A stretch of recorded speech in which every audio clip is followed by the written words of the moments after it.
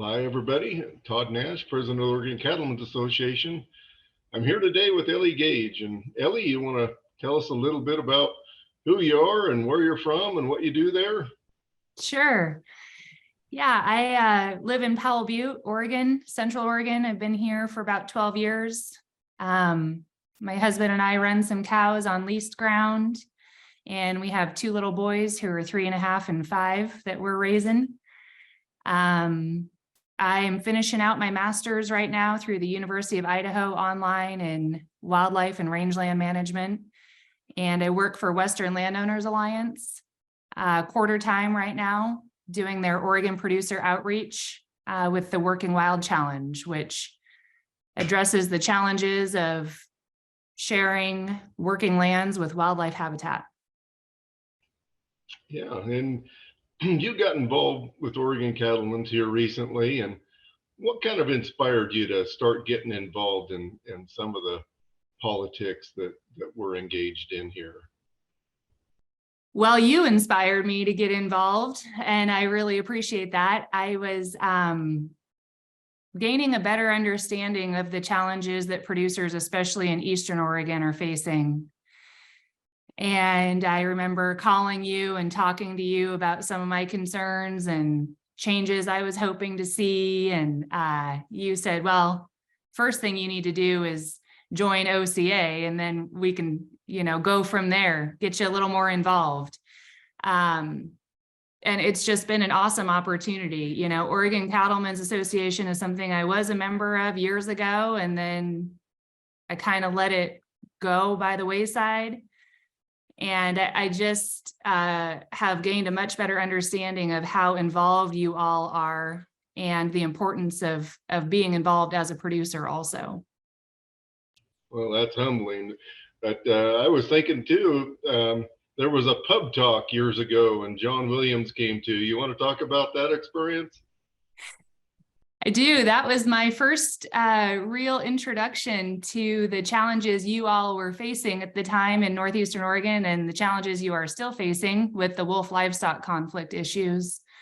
A friend of mine invited me to a pub talk at McMenamin's in downtown Bend. This had to be 8 years ago, at least, I think. And it was John Williams presenting some of his research and findings while he was still working as an extension agent up there and doing research for Oregon State University. And it was such a compelling talk because the information that he presented, it wasn't political. It wasn't, it didn't create a big uproar in the crowd, which I kind of was anticipating, when you go to a town like Bend and you want to talk about wolf livestock conflict. I wasn't sure how it would go. But it was just the facts, and it was so compelling. And at that point, I just wanted to know more. I wanted to get involved. I wondered if I had, some skills maybe from past experiences I'd had and jobs I'd held, that would be useful in this arena. So about that same time, I got involved with Western Landowners Alliance through their Women in Ranching program. I met a couple women, Alex Few and Abby Nelson, who are wildlife biologists and have worked for Western Landowners Alliance with carnivore livestock conflict issues, and became friends with them and just really focused on this is where I want to work. I want to work with Western Landowners Alliance because I believe in them wholeheartedly and the work that they're doing. And I also realized I needed to go on and get a little more education under my belt too. So here I am finishing out the master's and doing everything I can to gain a better understanding of the complexities of the carnivore livestock conflict issue and find solutions for producers. Yeah, and we really appreciate all that. You've been really helpful to a number of us with that affiliation with Western Landowners Alliance, and we'll talk about that in just a little bit. But for right now, you testified on a bill on compensation, Senate Bill 471. That was your first time testifying before a Senate committee in the state of Oregon. How was that experience? And was there any things that surprised you, or was it easier than you thought, or what was your take on that? Yeah, boy, I was nervous about that. It was such a cool opportunity to get to do something like that. You know, it's embarrassing to say I just haven't really been involved with the legislative process. I'm pretty ignorant to it. I'm definitely learning as I go. It was so much easier than what I expected. It was also a more relaxed setting and seemed a lot friendlier than what I was expecting. I thought it was going to be more formal than it was, and I had myself pretty worked up about it. But I testified virtually, so that made it pretty easy for me to have my thoughts organized ahead of time. And I did just read them, you know, kind of. So I made sure I hit all the high points. And I thought it went great. It was a very cool experience and something I definitely plan to stay involved in. Yeah, and you did a wonderful job there. And oftentimes, I remember going down, I think it was 2010, the first time I went down to Salem and testified, and kind of learned the formalities of it, how to address the chair, how to address others on the panel there when you're in discussion. And anyway, it does seem intimidating. Those guys don't care about the formalities. They want the body and substance. They want to hear from people on the land, on the ground, dealing with the particulars. It's hugely valued to them. But the one thing that I always remember was when I went down there the first time, our lobbyist at that time was Jim Welch, and he took a couple of us aside and said, "Look, these are just people that you're talking to here. They put their pants on one leg at a time, just like you. They are us," and it was really balanced back then too. And so you go back 13 years, and the House at that time was equally split between Democrats and Republicans. And so you had co-chairs of each committee, and one of them was a Democrat, one of them was a Republican, and it was so balanced and really healthy.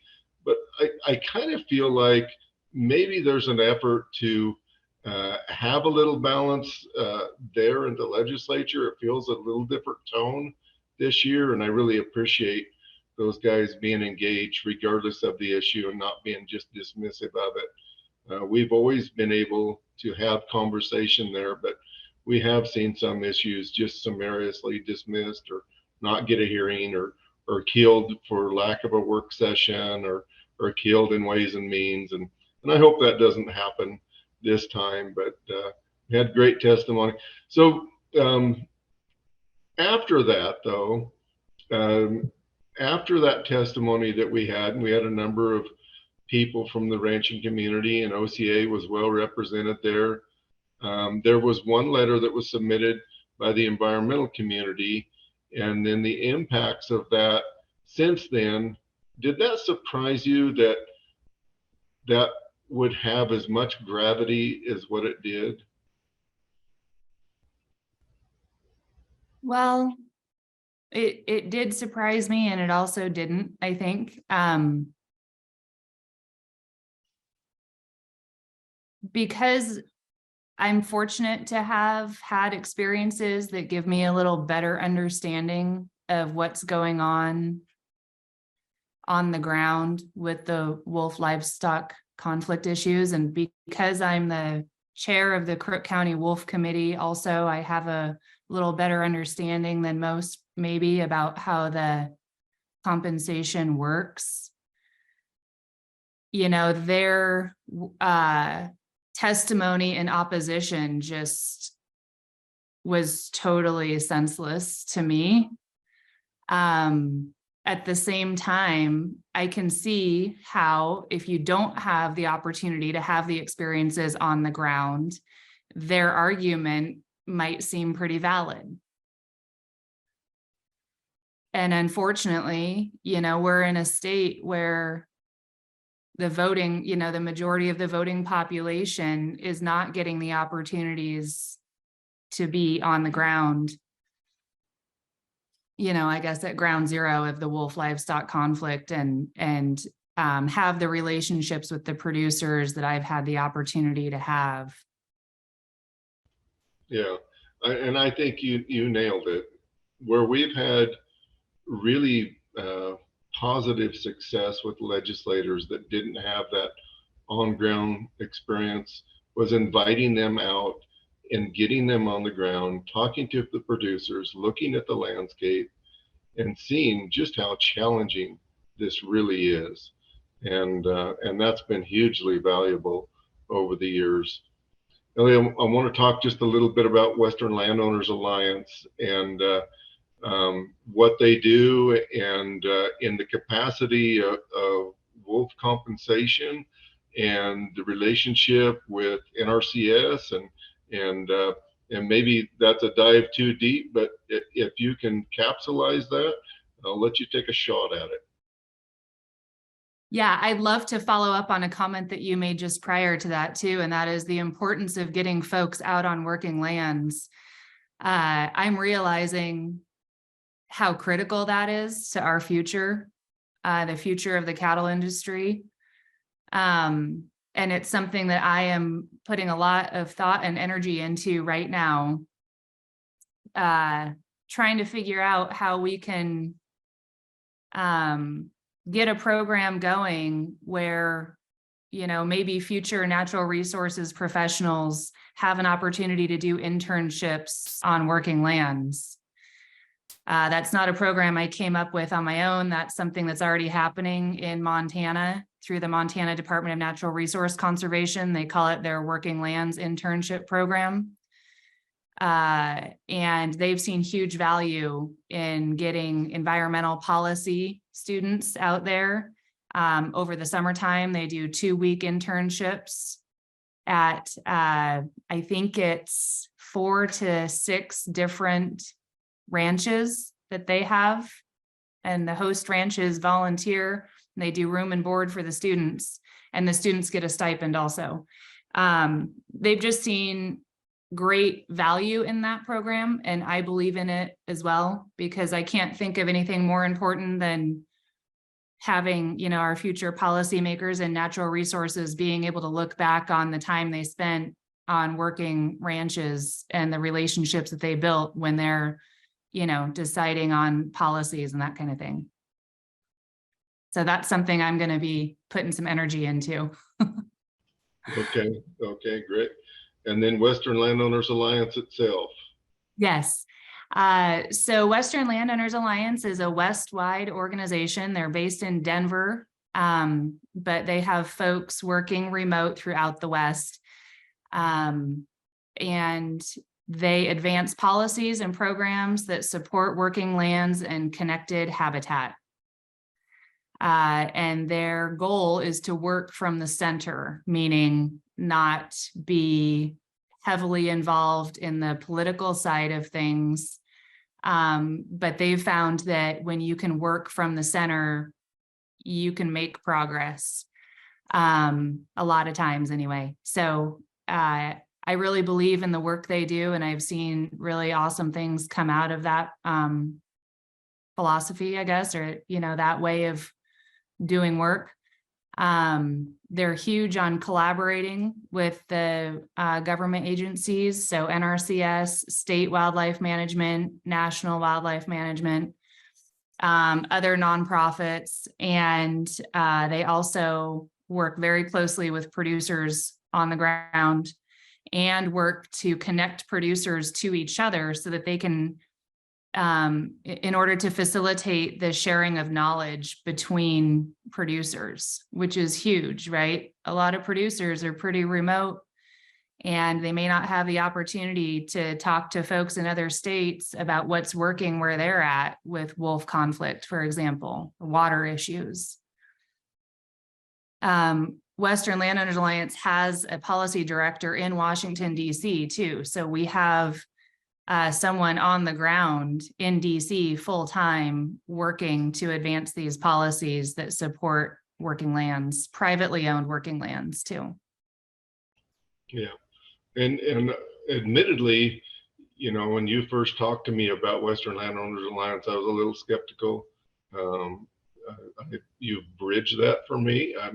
I'm comfortable in participating with Western Landowners Alliance, and met some of the other individuals that are involved, and have a complete comfort level that you guys aren't out to get us, or there's not going to be an aha moment that I didn't realize was coming. And so if somebody wants to participate with them, what's a good way for them to do that, or contact you, or contact somebody within the organization? Yeah, I always love hearing from folks. So you can always contact me directly. You can go to westernlandowners.org. That's the website, and it has a lot of information on it. We also do a lot of outreach on social media.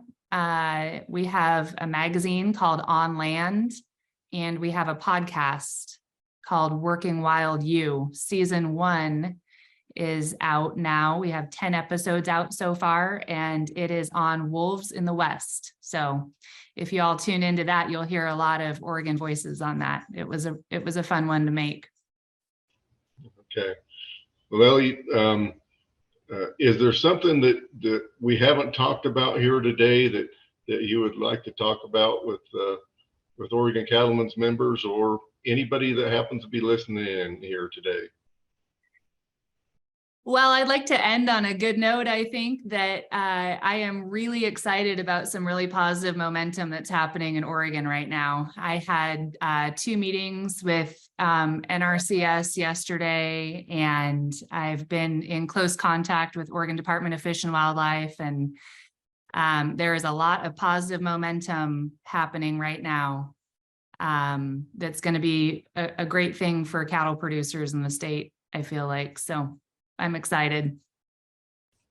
Well, Ellie, I think that you're a bright star for us, a bright rising star for us, and I can't tell you how much I appreciate the partnership. You're willing to jump in and help in what capacity that you've been able to. It's a difficult time when you have 2 little boys the ages that yours are, but you participate where you can, and it's been a wonderful thing that you've been willing to get engaged in this process, and your enthusiasm for what we do as cattle producers, as agriculturalists. And I just commend you for doing it. There's not a huge amount of people your age that do it, and there's reasons for that. I mean, it's a busy time of life, but at any rate, we look forward to a long future of you shaping the way things go here in Oregon. So again, thank you for coming on. Thank you for what you do, and we look forward to great things into the future. Yeah, thanks, Todd. That means a lot. I'm looking forward to it also. Yeah. All right. Well, have a good day, and we'll be talking soon. Sounds great. Thank you. All right. Bye.